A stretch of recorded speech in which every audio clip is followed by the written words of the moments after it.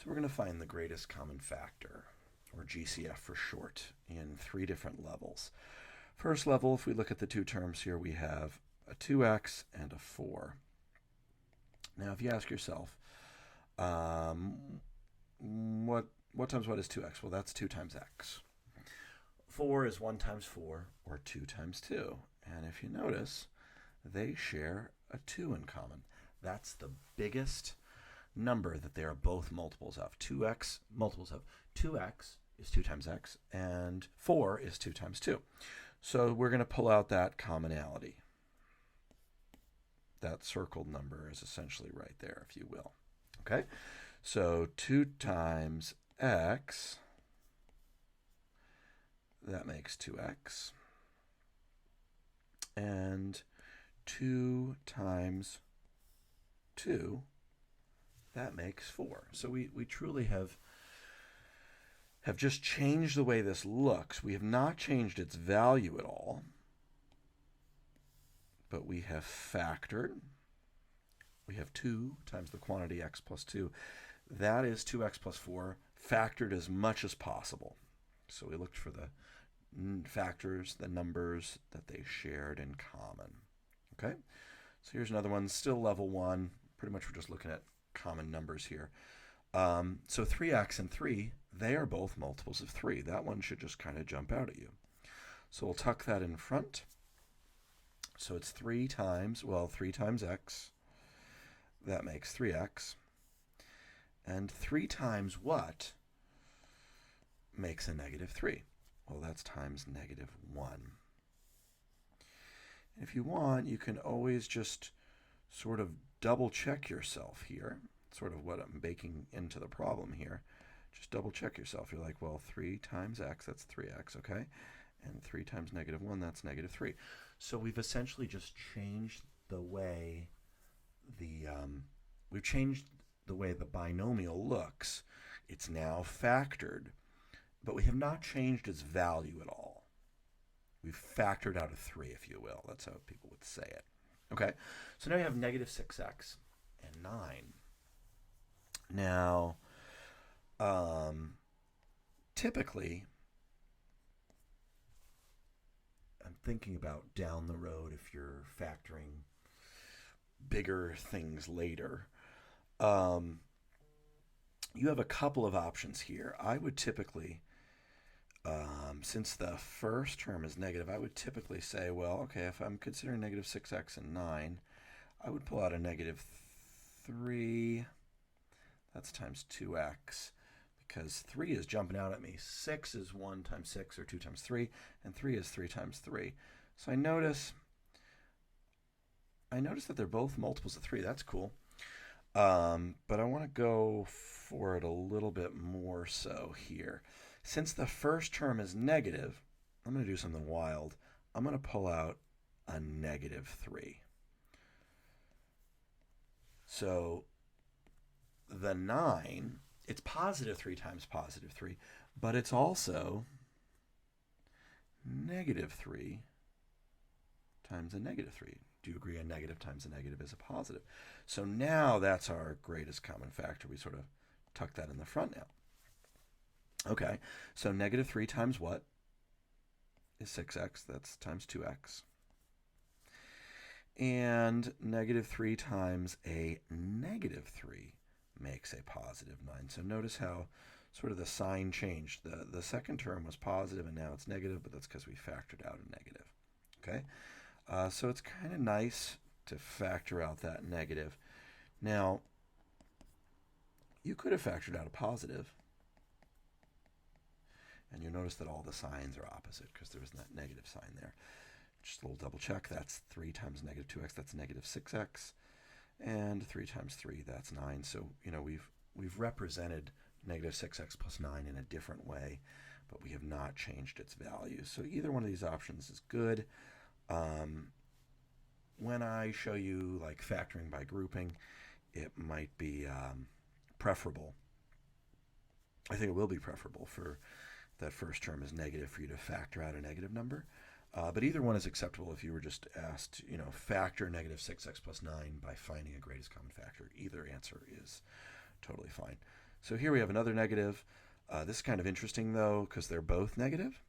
They don't share anything else in common. You're thinking about negative x and negative 3. Well, negative x is what? Negative 1 times x. Negative 3 is negative 1 times 3. Hey, they share a negative 1 in common. That's their greatest common factor. So I'm going to pull out a negative 1. And that's going to change the signs of each part. Negative 1 times a positive x makes negative x. And a negative 1 times a positive 3 makes a negative 3, because a negative times a positive is negative. So that's your final answer, folks. Just to be clear, though, you could write this a little differently. You could write it as negative the quantity x plus 3. It doesn't have to have a negative 1 there. You can just have that negative sign just chilling out in front. Either one is acceptable. So that sort of concludes level 1 of finding a greatest common factor. Oh, and I have one more here, actually. Again, this term's negative, so I'm going to pull out a negative 1. And then that sign will change. Negative 1 times x is negative x. Okay, terrific. Negative 1 times negative 3 is a positive 3. And again, we could just write that with just a negative sign chilling out front instead of a negative 1. That's really up to you, though. Okay. Now level 2, it's going to get a little spicier. We aren't only going to factor out a greatest common factor that's a number, but there also might be a variable like an x or an x to a power or something like that. All right, so if you think about it, x squared and negative 5x. Well, I like to do my little scratch work off to the side as I've been doing the entire time. X squared, well, that's just the artist formerly known as x times x. 5x is negative 5 times x. Would you look at that? They are both multiples of x. So that is our greatest common factor. If a question asked you, what is the greatest common factor of x squared and negative 5x, the greatest common factor is x. You're done with the problem. But what we're doing is we're factoring by finding a greatest common factor. So let's see here. We have x times x is x squared, and we have x times negative 5. That's going to make our negative 5x. All right, so x was the greatest common factor here. That's different than all the other ones. Here we had like a negative 1 as a GCF. Negative 1 is a GCF. We had a negative 3 or a 3, depending on how you look at it. We had a 3. We had a 2. So we just had numbers before. Now we could have x, or we could have numbers and variables. Oh my. Okay, so now this problem is a lot more advanced. Still level 2, though. Now we are going to take it sort of in parts. If I just looked at, well, I'll do it all at once, but I'll take it in parts. So now there's 3 terms, so that's kind of interesting. We could have had a level 1 problem with 3 terms, and we just factor out the same thing from all of them. In fact, perhaps I should do that. So let me kind of manufacture this problem. I'm going to make it a little bit easier. Let's say I had 8x squared minus 12x plus 4. So this is similar to this problem down low. But if I ask you what the greatest common factor is here, this has 2 x's multiplied together, this has 1 x, and this has no x's. So they don't share any x's in common. They're just going to share numbers in common. This would be level 1 by my rating system, if you will. But if I look at 8, negative 12, and 4, they're both multiples of 4. That's 4 times 2, 4 times good old negative 3, and 4 times 1. So since they all share a 4 in common, I'll pull that out. And then I've got 2x squared. 4 times 2x squared is 8x squared. 4 times negative 3x is negative 12x. And 4 times positive 1, long distance makes the positive 4. So again, 4 is the greatest common factor. But if I were to factor, or begin factoring 8x squared minus 12x plus 4, I would factor out that 4. And, perhaps this can be factored further. But that's, for a later video or a later day. Factoring using like the AC method, factoring by grouping, that's how I roll. but you can factor however works for you. But so now here, just like in our sort of modified problem, we saw that they all shared a 4 in common. All of these terms share a 4 in common. But then if we look at, let's just look at the variables. I have x to the 4th, x to the 3rd, and x squared. X to the 4th is 4 x's multiplied together. We just got lazy and created that notation. We got x to the 3rd, and we got x squared. So we have 2 x's, and 2 x's multiplied together. That means they all share in common an x squared. X times x, x times x, x times x. Okay, now we just have to see what else we need. Well, let's do this will be kind of weird, but I'm going to do it once.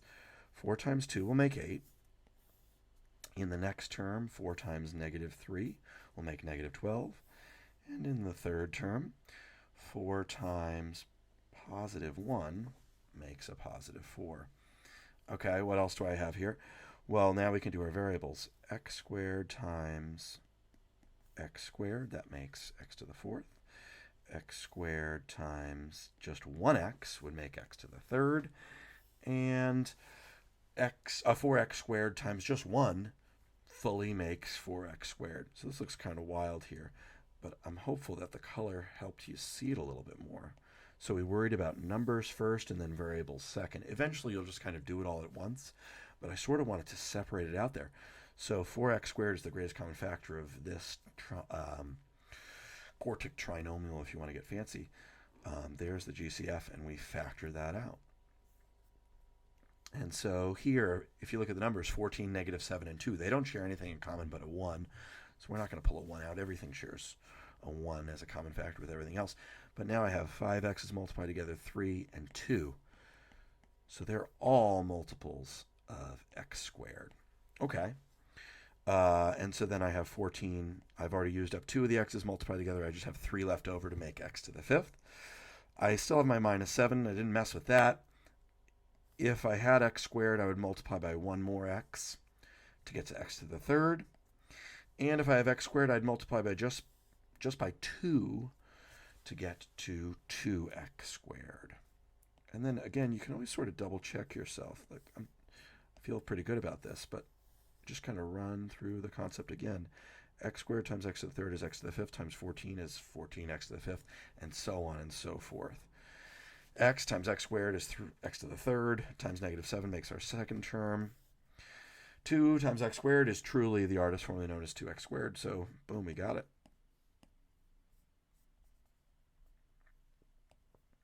Okay, now, let's sort of do this all in one fell swoop. Well, I notice in terms of variables, I have an x and an x squared, so they're both multiples of x. They share x as a common factor. Now, in terms of numbers, if I have -27 and -6, well, they're both negative. That's cool. And 27 and 6, I could list out all the factors of 27. It's like 1 and 27, 3 and 9. 6 is 1 and 6, and 2 and 3. 3 is the biggest number that they share in common. So really, the greatest common factor is -3x. -3x times a +9x makes a -27x. -3x, well, a negative times a positive will make a negative. -3 times a +2 makes 6x. Makes 6, excuse me. So -3x times 2 makes 6x. We got to bump this up to x squared, so we'll throw an x right there. And I purposely made a mistake here. This happens, so it's always good to double check. That's why I've been sort of modeling that every time. If I have x times x, that would make x squared, but I just have an x to the 1st here. That's just 1x. So I'm actually going to have to fix this up a little bit. Remove that. Now this is all good. And we'll continue on later.